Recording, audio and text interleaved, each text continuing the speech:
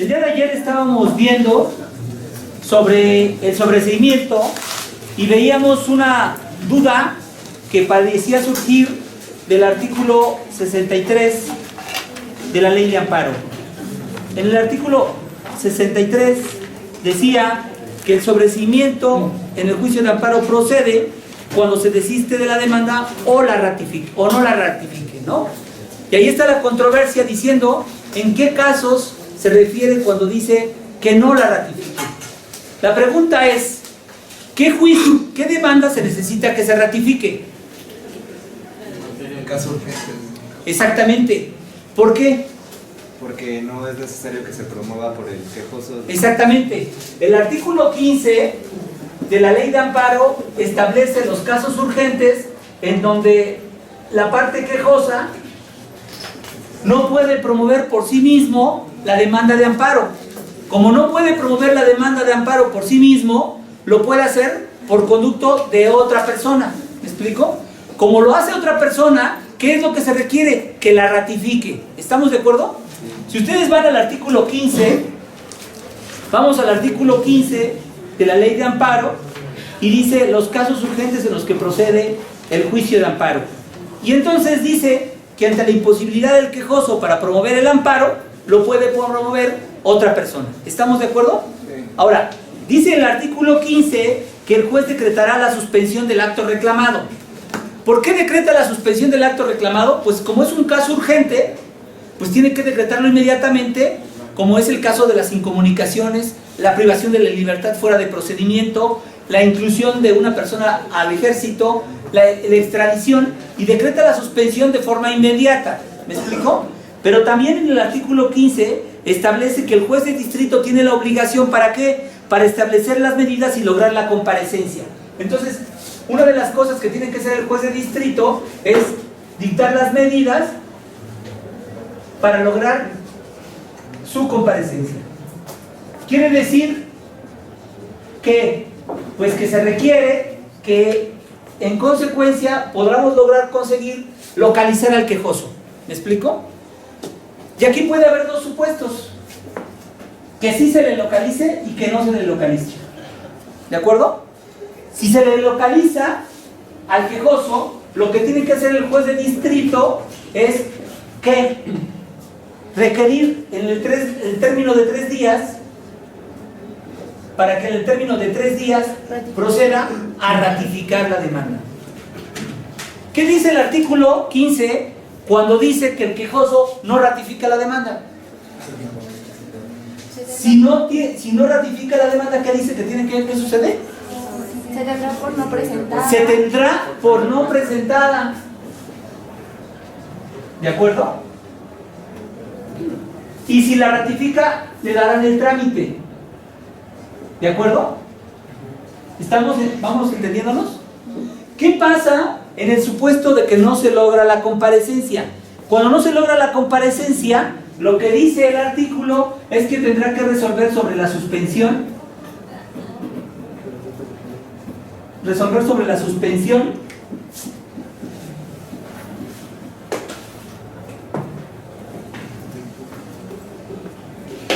va a tener que resolver sobre la suspensión definitiva. Aquí es una incoherencia. ¿Por qué razón? Porque el caso urgente debe de resolverse en una suspensión de oficio y de plano. Si hay suspensión de oficio y de plano porque se decreta en el auto admisorio, aquí dice que se resuelve sobre la suspensión definitiva. Y el mismo artículo 15 ordena la suspensión del procedimiento. ¿Por qué ordena la suspensión del procedimiento? Pues precisamente porque no localizó a la persona. ¿De acuerdo? ¿Y qué es lo que además dice que pasa? Pues bueno, dice que le va a poner en el conocimiento del Ministerio Público sobre esta cuestión, y adicionalmente dice que pasado 1 año y no se logra su comparecencia, ¿qué va a pasar? Dice que la va a tener por no interpuesta. Y entonces la pregunta es, si dice el artículo 63, fracción primera, que se sobreseerá cuando no ratifique la demanda, y el artículo 15 dice que se ratifica solamente cuando lo promueve por otra persona diferente, y dice que aquí, que si se logra la comparecencia y no la ratifica, la tendrá por no presentada, y si no se logra la comparecencia después de un año, la tendrá por no interpuesta. La pregunta es, ¿podrá decretar el sobreseimiento? Claro que no. ¿Por qué no podrá declarar el sobreseimiento? Porque dijimos que para poder lograr el sobreseimiento es necesario que se haya admitido la demanda. ¿De acuerdo?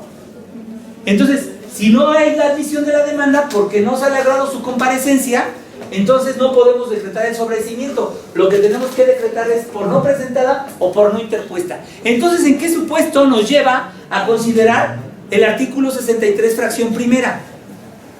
Imagínense que en una demanda de amparo, reclaman por un lado actos de casos urgentes y otros actos que no son urgentes. El juez tendría que admitir la demanda por todo. Aquí, por casos urgentes y por casos no urgentes. Y entonces, al admitir la demanda, también tendrá que lograr que la comparecencia del quejoso. Y si no logra la comparecencia del quejoso, pero ya logró admitir la demanda por estos casos que no eran urgentes, pero admitió de manera completa, entonces ahí se daría el sobreseimiento en caso de que no ratificara la demanda cuando lograra la comparecencia del quejoso, o bien no lograra la comparecencia del quejoso y al año siguiente podría entonces decretar el sobreseimiento fuera de audiencia respecto de este asunto. ¿Entendieron? Sí. Ok. ¿Cuál era la otra pregunta que íbamos a dejar pendiente? Si habían contradicciones del artículo 64 y el artículo 62. Decíamos también que veíamos una aparente contradicción entre el artículo 62 y el artículo 64. ¿Por qué advertíamos la diferencia o la discusión? Porque el artículo 62 dice que las causas de improcedencia se analizarán de oficio. En cambio, el artículo 64 dice que sí se analizarán de oficio, pero le darán vista a la parte quejosa, ¿no? ¿Qué es lo que advertimos? En realidad, yo les dije desde ayer, se los anticipé desde ayer, que el segundo párrafo del artículo 64 se refería a los tribunales colegiados. ¿Y por qué decía que se refería a los tribunales colegiados? Porque dice ahí que el órgano jurisdiccional de amparo que advierte una causal de improcedencia no alegada por alguna de las partes ni analizada por el órgano jurisdiccional inferior, luego entonces estamos hablando de un órgano superior, y en este caso es un tribunal colegiado quien está advirtiendo una causal de improcedencia que no se hizo valer por las partes ni tampoco por el órgano inferior, que en este caso sería un juez de distrito o un tribunal unitario de circuito. Entonces, ¿a qué conclusión llegamos? Llegamos que las causales de improcedencia las pueden ejercer de oficio los jueces de distrito, los tribunales unitarios de circuito, pero en el caso de los tribunales colegiados, si ellos lo advierten de oficio, tendría que aplicar el artículo 64 y tendría que darle vista al quejoso. ¿De acuerdo? Pero esta situación solamente se puede dar cuando la advierta al momento de la admisión del recurso de revisión, porque si después lo advierte cuando ya va a resolver el asunto, no va a dar la oportunidad para darle la vista al quejoso para decir, oye, aquí hay una causal de improcedencia, ¿me explico? Como no le da esa oportunidad, solamente podríamos interpretar diciendo que esto se haría cuando al momento de admitir la demanda, la revisión, el tribunal colegiado advierta esto y le dice, oye, hay una causal de improcedencia, ¿qué manifiestas? Y ahí no resolvería, sino resolvería al momento de fallar el asunto. Pero si al momento de que revisa la admisión de la revisión no la advierte, al momento de que resuelve el recurso de revisión ya no puede darle vista.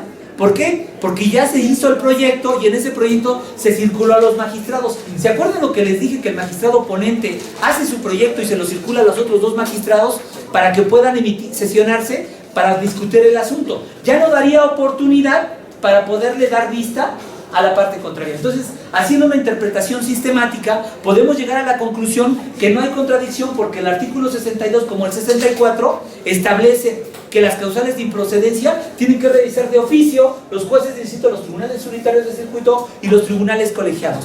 Y entonces, ¿cómo podríamos interpretar el artículo 64? Solamente cuando se admita el recurso de revisión, porque después, si no se admite el recurso de revisión, si no se detecta al momento de fallar el asunto, ya no daría oportunidad para darle vista a la parte quejosa. ¿De acuerdo? Bien. Ahora, vamos a ver nosotros las notificaciones en el juicio de amparo. Obviamente, el juicio de amparo se dictan diferentes resoluciones.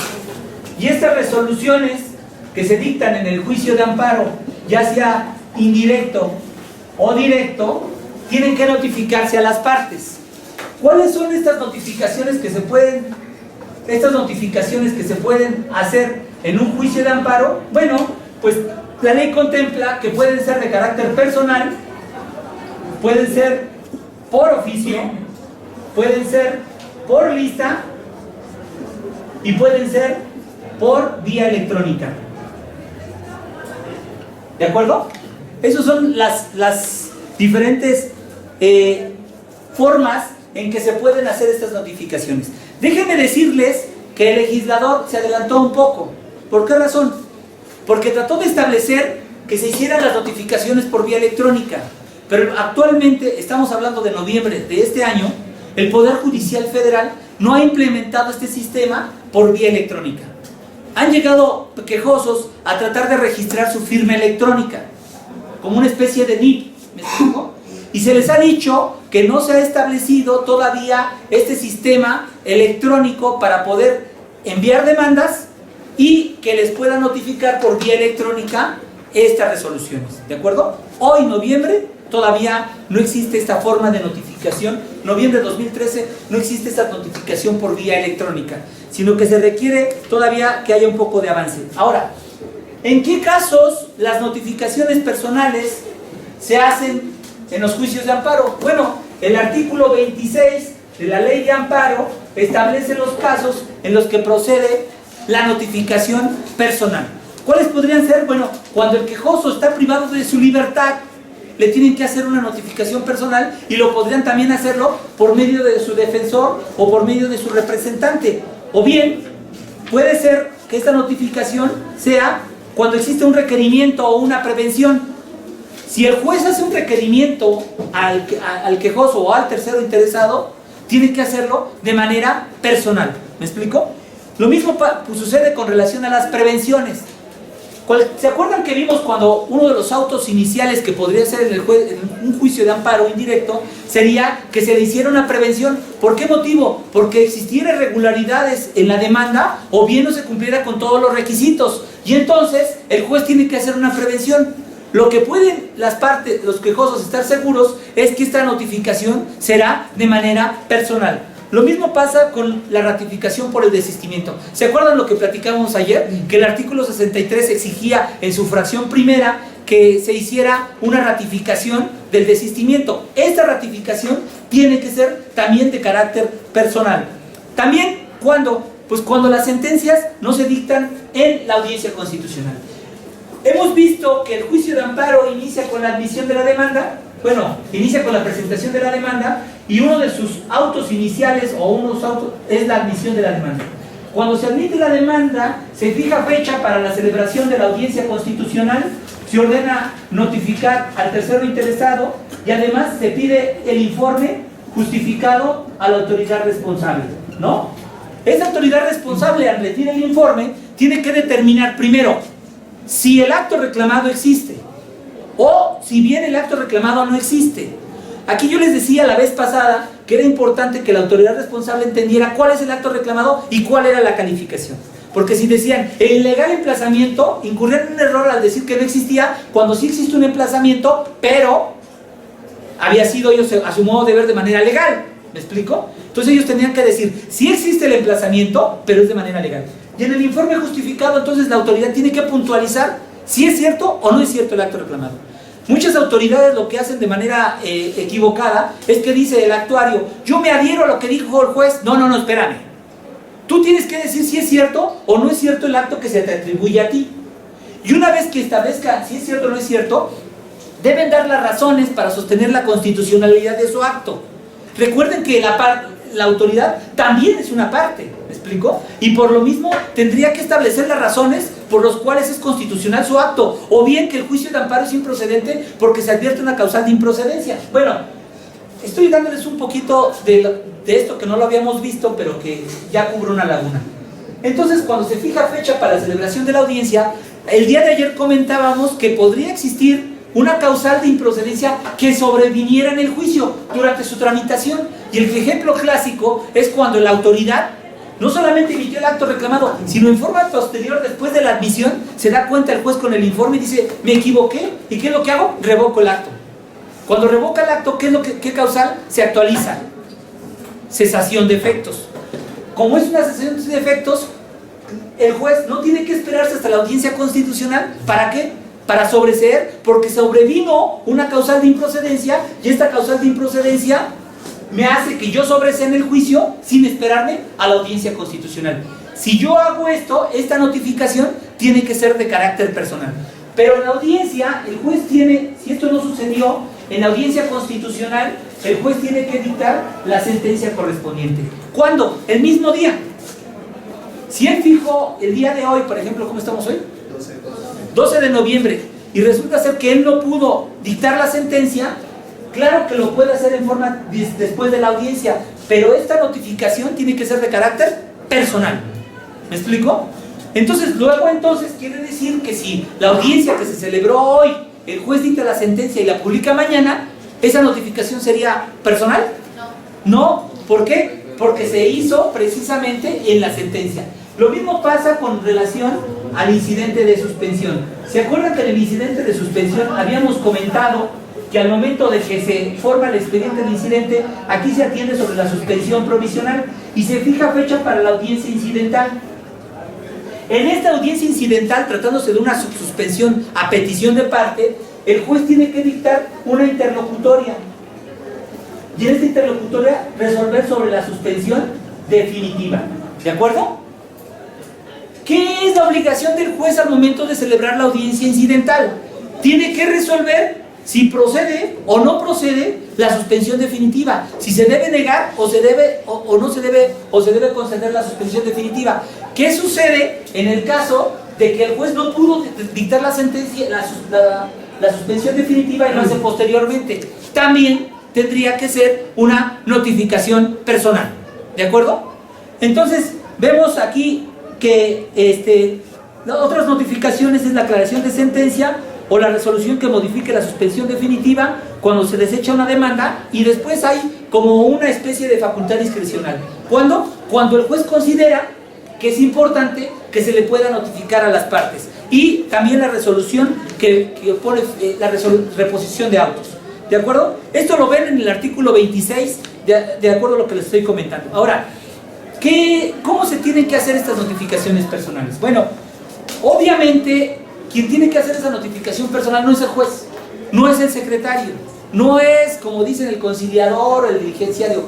Las notificaciones personales las tienen que hacer los actuarios. ¿Y cómo lo hacen el actuario? Bueno, pues el actuario busca a la persona, se cerciora de la identidad de las personas. Bueno, aquí me faltó agregar algo. Reglas para realizar las notificaciones personales. ¿Qué artículo? 27 de la Ley de Amparo.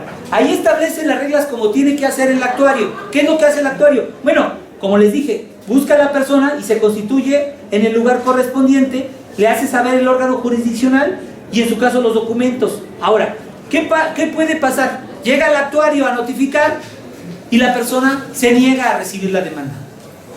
En este caso le estoy hablando de un tercero interesado.